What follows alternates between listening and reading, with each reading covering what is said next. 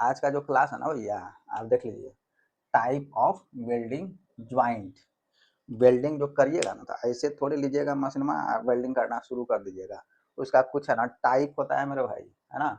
अब आप सुने होंगे, हमको पक्का पता है आप सुने होंगे, बट ज्वाइंट का नाम तो सुने थे ना, टी ज्वाइंट का नाम सुने हैं ना, लेप ज्वाइंट का नाम सुने हैं, एज ज्वाइंट का नाम सुने होंगे, वो और है कॉर्नर ज्वाइंट।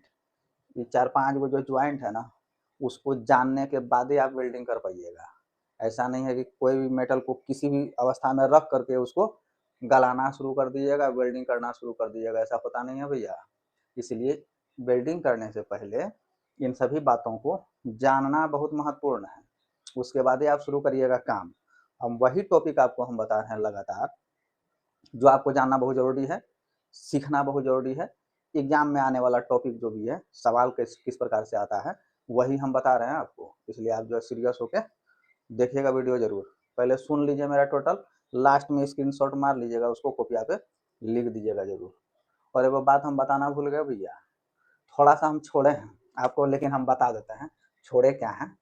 जो भी अपना सीरीज चल रहा है 84 क्लास के बाद जो हमको पढ़ना था, वो था ऑक्सी एसिटिलीन मशीन कटिंग, है ना।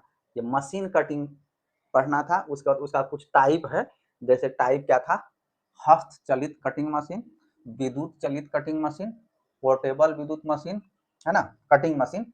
ये 2-3 वो जो है ना पॉइंट हम छोड़ दिए हैं, क्योंकि आप सभी को पता है ऑक्सी एसिटिलीन कटिंग, ये कटर के माध्यम से, कटिंग मशीन के माध्यम से अपना लोग क्या किस प्रकार से कटिंग करते हैं, ऑक्सीजन प्लस एसिटिलीन गैस का उपयोग करके किसी भी मेटल को, धातु को काटने का काम करते हैं।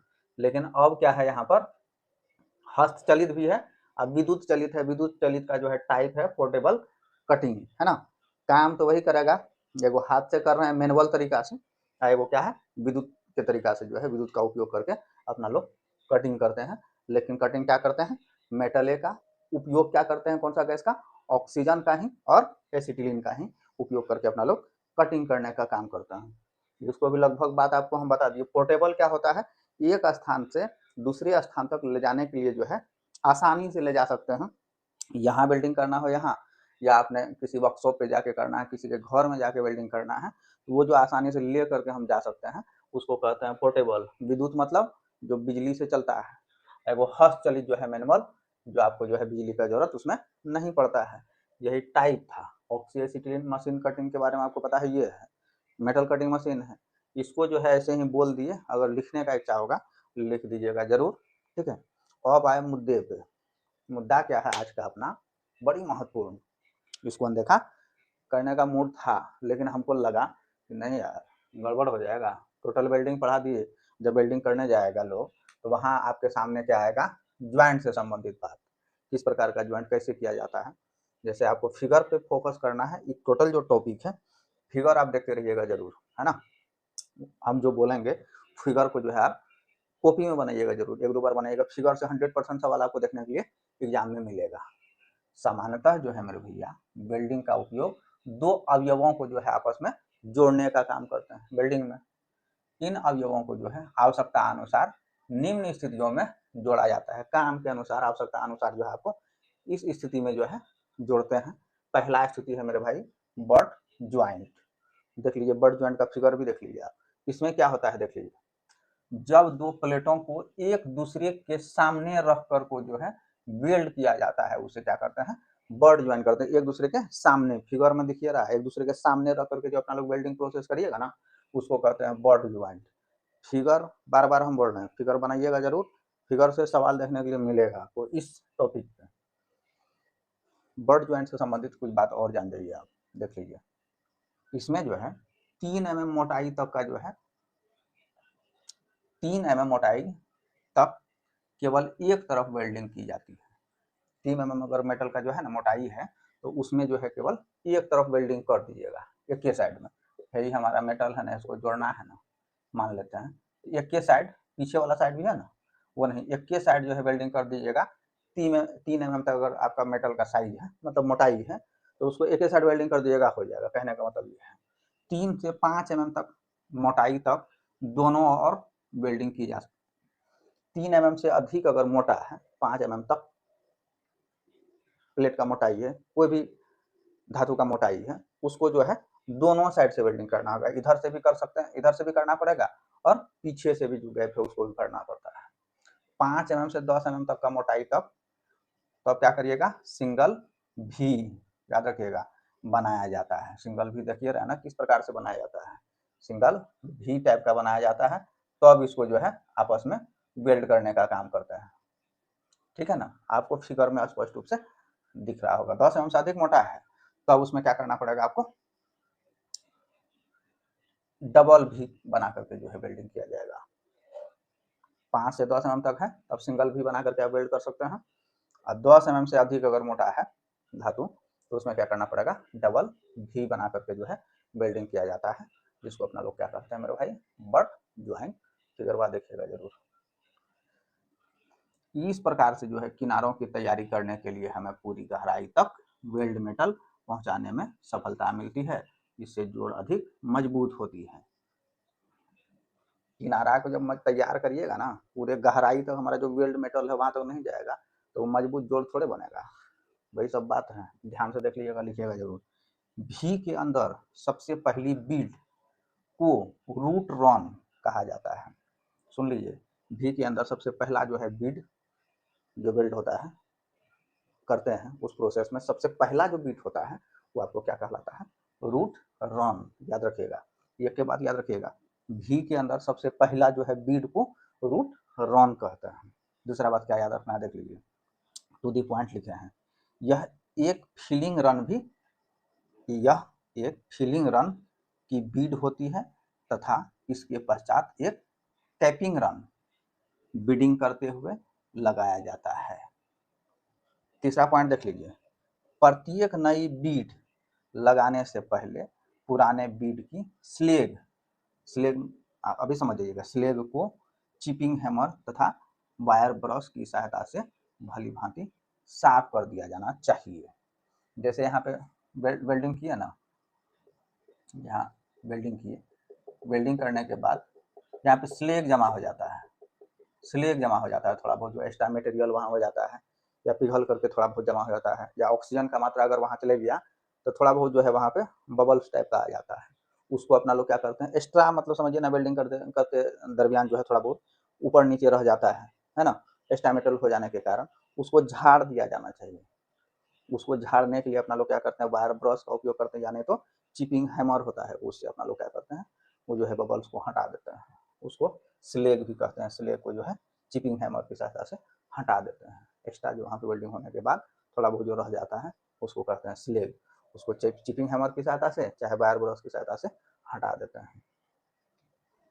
कभी कभी भी के स्थान पर यू अथवा जे बनाकर भी जोड़ लगाया जाता है। कौन वाले ज्वाइंट में, केवल बटे ज्वाइंट में। ये सब गप सब जो है लेफ्ट ज्वाइंट में नहीं होगा, लेफ्ट ज्वाइंट में जस्ट इससे विपरीत है भैया, आपको हम बताते जा रहे हैं सब कुछ। बॉड ज्वाइंट से रिलेटेड ये 4-5 पॉइंट बड़ा महत्वपूर्ण है। 3 mm से 5 mm तक का मोटाई अगर हमारा मेटल का है तो हमको जो है वेल्डिंग एक साइड करना है कि दोनों साइड करना है। 5 mm से 10 mm तक अगर मोटाई है उसके लिए जो है सिंगल भी चाहिए कि डबल भी चाहिए। ये टोटल जो है कंसेप्ट क्लियर क्लास बहुत ही जरूरी था। वेल्डिंग का लगभग जो है एंडिंग पोजीशन पे अपना लोग आ चुके हैं इस चैप्टर का, इसलिए ये बड़ा महत्वपूर्ण है।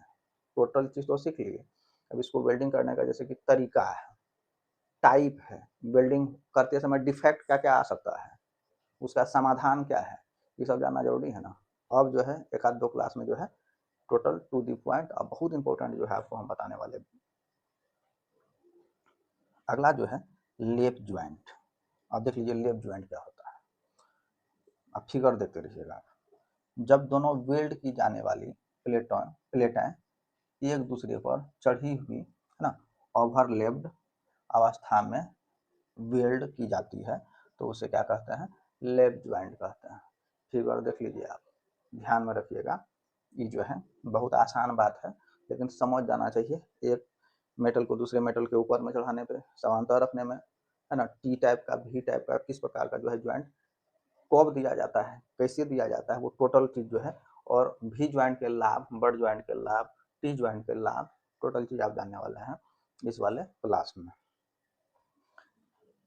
लेप ज्वाइंट में जो है ना भाई, इस जोड़ को बनाने में जो है किनारों की तैयारी करके भी यू जे बनाने की जो है आवश्यकता आपको नहीं है। लेफ्ट ज्वाइंट में अभी बताया था ना, बर्ड ज्वाइंट में भी यू जे वाला गपशप, इसमें जो है वो जरूरत नहीं आपको पड़ेगा, ठीक है, क्योंकि ओवरलैप के द्वारा जो है बने फिलेट में आसानी से वेल्ड मेटल भरा जा सकता है। अपना लोग ये जो है भी यू जे क्यों बनाते थे, वहां पे जो है वेल्डिंग मटेरियल जो वेल्ड करिएगा ना पिघल करके वहां तक आसानी से पहुंच जाए, जिससे जोड़ मजबूत हो जाए, है ना, उसके लिए अपना लोग जो है भी जे यू का उपयोग करते थे। अब यहाँ पे है क्या, वेल्ड की जाने वाली एक दूसरे पर चढ़ा करके वेल्डिंग करना है। जब ऊपर में चढ़िए देंगे तो इसमें वेल्ड मटेरियल हमको तो जाना आसान है ना, उसमें तो आपको थोड़े अंदर तक घुस करके भेजने की जरूरत है। यहाँ पे तो स्पष्ट है ऊपर रहेगा, चारों तरफ से हम देखिए रहा है सारा पार्ट हमारा किस प्रकार का ज्वाइंट है, उसको जो है आसानी से अपना लोग वेल्ड कर सकते हैं, अपना वेल्ड मटेरियल को वहां तक पहुंचा सकते हैं, इसलिए जो है इसमें आपको जरूरत नहीं पड़ता है।